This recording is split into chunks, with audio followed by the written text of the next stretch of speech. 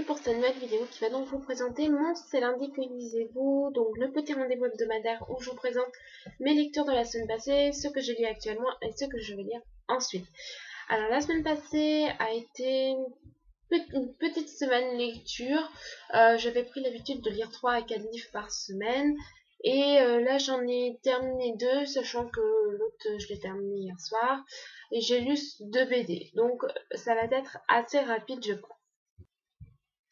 Alors, la semaine dernière, je vous quittais à 43% du premier tome des Vampires de Chicago, donc Certaines mettent les dents de Chloé Ney, publié aux éditions Milady, et je vous disais que j'appréciais beaucoup ma lecture. Eh bien, ça a été le cas jusque la fin. Alors, je l'ai terminé assez rapidement après la vidéo, le lundi soir ou le mardi matin.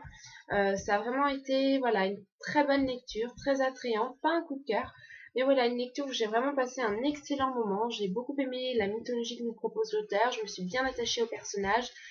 J'ai été voilà emportée par ce roman. Je peux pas vous dire que c'est le meilleur roman Biglit qui existe, que la mythologie est certainement la plus innovante. J'en ai absolument aucune idée puisque c'est juste la 4e saga Biglit que je commence, donc je suis vraiment une novice dans ce genre. Mais voilà, j'ai bien accroché au personnage. Mary est quelqu'un de, de fidèle, de têtu, de combattant, combattante. Enfin, voilà, c'est vraiment un personnage que j'ai beaucoup aimé, qui a des principes, mais qui, voilà, elle évolue au fur et à mesure du livre. Elle est pas forcément, elle est un petit peu bornée, mais elle sait reconnaître aussi ses erreurs, et je l'ai beaucoup aimé. J'ai bien aimé aussi Ethan Sullivan, donc le vampire qui a transformé Mary. Donc voilà, ce côté mystérieux, j'ai beaucoup envie d'en apprendre sur lui. Après, j'ai quelques petits défauts à lui reprocher. Alors le premier, c'est celui de souffrir d'un tome 1, où voilà, sur les 470 pages, euh, j'ai envie de dire qu'il y a 2 tiers du livre qui nous explique un petit peu toute la mythologie. Bon, c'est un petit peu exagéré, mais c'est vrai qu'il n'y a pas forcément énormément d'action. Il y a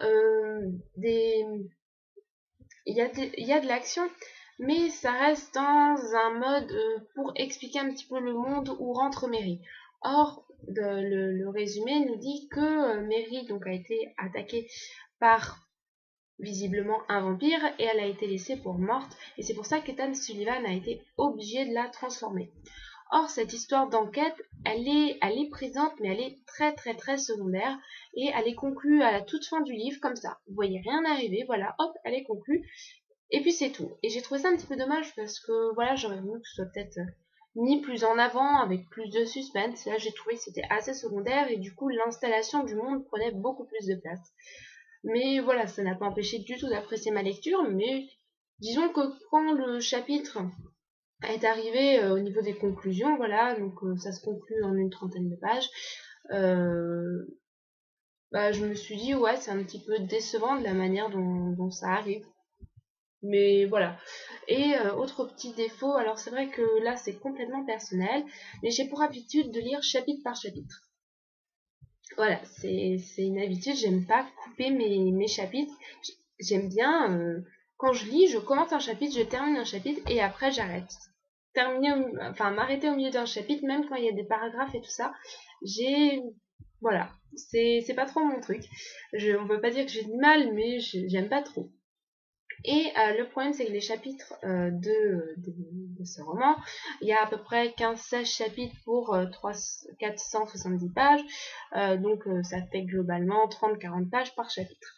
Bon, il y en a qui font une 15aine de pages, donc il y en a qui doivent être un petit peu plus longs, et c'est vrai que quand j'ai commencé ma lecture, j'ai trouvé les premiers chapitres, et je me suis dit, non, il y a combien de pages par chapitre? Après, il y a des paragraphes entre les chapitres, mais voilà, moi je suis pas fan des grands chapitres de 30 à 40 pages, j'aime bien des petits chapitres de 10-20 pages, voilà. Bon, après c'est un poche, donc ça se tourne, les pages se tournent relativement vite, mais plusieurs fois je me suis dit, non, le chapitre là il est grand, donc voilà. Mais bon, ça après c'est entièrement personnel, mais ce sont les remarques que je me suis faites en lisant le livre. Donc voilà, j'ai beaucoup aimé et j'ai donc terminé cette semaine le tome 1 des Vampires de Chicago. Alors la semaine dernière, je vous avais dit qu'après avoir terminé les Vampires de Chicago, j'hésitais entre plusieurs livres, entre Vivant, La quête des livres au monde, le tome 3, et Angel de Ella Wyserly. Et quand j'ai terminé, voilà, les Vampires de Chicago, je savais pas trop quoi lire. J'avoue que même en ce moment, je suis en sorte de mini panne lecture, je sais pas trop ce que j'ai envie de dire. Alors je me suis rabattue sur le donjon de Naheulbeuk. Donc j'ai terminé la 2e saison avec la couverture que voici. Alors j'ai bien aimé cette 2e saison, mais j'ai trouvé un petit peu moins bien que la première. Voilà, c'est toujours aussi marrant, mais voilà, j'avoue que à la fin je trouve ça un petit peu lourd. Alors peut-être que j'en ai lu trop d'affilée, je sais pas, mais voilà. Après il va falloir que je continue la saga MP3 puisque j'avais regardé, j'ai dû écouter les 3-4 premiers épisodes seulement de la saga MP3. Peut-être qu'en saga MP3 c'est plus marrant. Et j'ai donc commencé aussi la 3e saison, donc qui équivaut au tome 7, donc la partie 1 de la 3e saison. Et là j'aime bien, voilà, c'est pareil que le tome que le reste, c'est toujours marrant, toujours plein d'humour. Bon, des fois c'est un petit peu lourd, mais ça prête toujours à suivre. Alors je me suis décidée à commencer Vivant de Isaac Marion, publié aux éditions Bragelonne, donc que j'ai acquis en e-book. Je l'ai commencé un petit peu parce que les 2 autres me tentaient pas plus que ça en fait, donc les 2 autres romans que je vous ai présentés la semaine dernière. Et celui-ci, voilà, je l'ai un peu commencé parce qu'il y avait une lecture commune, mais j'avoue que j'étais pas plus motivée que ça. Alors après avoir lu les 2 premiers chapitres, je me suis dit que j'allais abandonner parce que honnêtement c'est très bizarre. Ça m'a complètement déstabilisée. C'est le premier roman zombie que je lis. Voilà, j'étais complètement, j'avais beaucoup de mal à accrocher. Je me suis dit dans quoi je me suis lancée. Alors les avis étaient assez positifs pourtant, mais c'est vrai que quand j'ai vu la bande-annonce du film la première fois, je me suis dit c'est quoi ce roman, ce film? Pourquoi est-ce que j'ai acheté le roman? Est-ce que j'ai eu l'impression, voilà, d'avoir encore acheté un roman un petit peu sur les avis des autres parce que j'ai pas accroché à la bande-annonce et j'accrochais pas ce début de livre. Et puis finalement, bah il y a eu un truc. J'ai beaucoup apprécié le début, enfin les 2 tiers du livre. J'ai trouvé ce livre, je trouvais qu'il y avait quelque chose. C'était plus qu'une histoire d'amour, c'était plus qu'une histoire post-apocalyptique. C'était quelque chose. Il y avait vraiment quelque chose. Il y avait de la poésie. C'est rare que je dise qu'un livre me fasse penser à, enfin, c'est rare que je dise qu'un livre est poétique en fait. Mais là, je trouve qu'il y a vraiment quelque chose qui, voilà, c'est beau en fait. C'était beau et j'ai vraiment du mal à dire ce que j'ai pensé de ce livre parce qu'en fait c'est un avis en demi-teinte. J'arrive pas à trancher. Si vous voulez, pour les 2 premiers tiers du livre, je mettrais 4 sur 5. Parce que voilà, il y avait quelque chose, c'était beau, je peux même pas trop vous expliquer pourquoi, mais ce livre il a quelque chose de différent de les autres.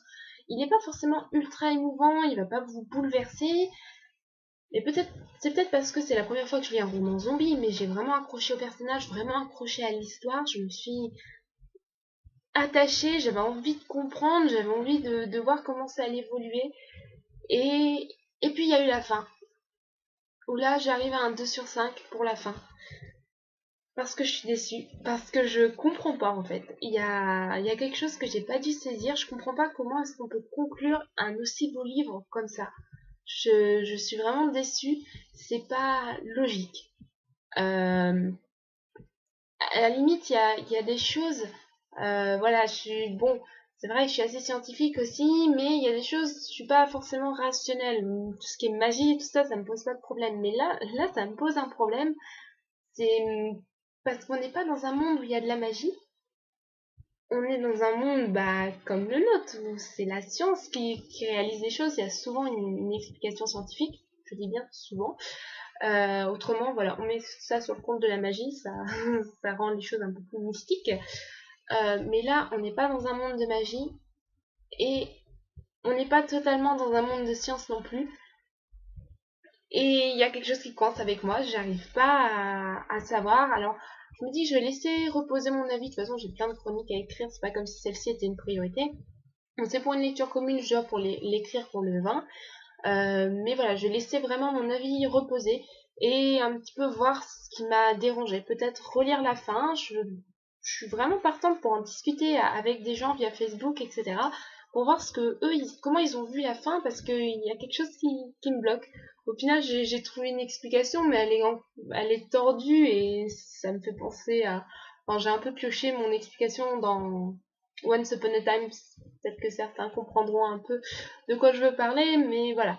Donc, en gros, c'est un livre qui m'a beaucoup plu, mais une fin qui m'a déçue, et au final, j'arrive à un 3 sur 5, alors que ce roman méritait beaucoup plus. Mais voilà, peut-être qu'en relisant un petit peu la fin, j'apprendrai les choses différemment, avec une deuxième relecture. Ma lecture actuelle, mais que je n'ai pas commencé, il s'agit du tome 3 de la quête des livres mondes, donc le livre du temps de Karina Rosenfeld, publié aux éditions La Talente. Vu que j'ai terminé Vivant hier soir et qu'il fallait un petit peu que je me remette dans l'univers de Karina Rosenfeld, que j'ai quitté il y a plus de 2 ans, ouais, pas beaucoup plus, mais à peu près 2 ans, on va dire.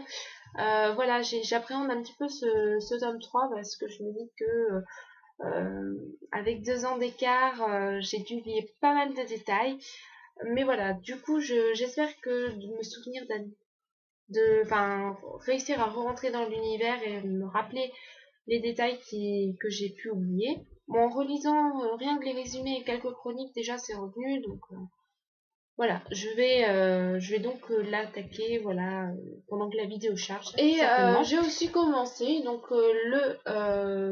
tome 8, donc la partie 2 de la 3e saison du donjon de Nahelbuck de Langue et Poisson, publié aux éditions Clair de Lune, donc qui sera certainement fini d'ici ce soir. Sachant que j'ai pas la 3e partie, parce que je pense pas que la 3e saison soit finie là, mais j'ai pas la suite en fait sous la main. Voilà, mais franchement là, je trouve que la 3e saison est un petit peu mieux que la 2e pour le moment. Bien que la 2e m'ait plu, je trouve la 3e. Alors qu'est-ce que je vais lire ensuite? J'en sais fichtrement rien. Je vais essayer de lire Angel de Ella Wissarli, mais autrement, je sais pas. Je sais pas du tout ce que je vais lire. Je suis pas en panne lecture, mais on va dire qu'en ce moment, je sais pas de quoi j'ai envie. Après les vampires de Chicago, je suis tombée un peu, bah voilà, j'ai pas réussi à retrouver un livre qui m'a autant plu que les vampires de Chicago, alors que c'était pas forcément un coup de cœur, les vampires de Chicago, mais je sais pas, je suis blasée en fait. Je sais pas trop ce dont j'ai envie. Du coup, je prends un peu les livres que j'ai des obligations de lire, enfin, soit pour des lectures communes, soit des emprunts médiathèque, parce que voilà, je sais pas trop de quoi j'ai envie. Et voilà, après, à voir. Je sais que lundi prochain, je vais lire Retour à Paradise. Enfin, je commence Retour à Paradise. 1, 2, 3. Je commence Retour à Paradise puisque je lis avec Tom, c'est la voix du livre. Bon, il sera certainement terminé lundi soir ou mardi matin parce que les Simonel Keles, ça se lit super vite. Et j'ai super hâte de le lire. C'est peut-être pour ça aussi que je suis un peu un petit peu blasée parce que j'ai vraiment envie de le lire, mais que voilà, il faut que on a dit avec Tom qu'on commençait lundi, donc j'attends lundi. Mais voilà, autrement je sais pas trop ce que je vais lire, ce sera la surprise pour vous comme pour moi. Donc je vous fais de gros bisous, je vous dis à la semaine prochaine et bah écoutez, pour ceux qui sont en vacances, bah bonnes vacances, pour ceux qui sont partis faire du ski, bah skiez bien, et puis bah tous les autres qui comme moi ne sont pas en vacances et qui bossent, bah je vous fais à tous de gros bisous, bisous bisous.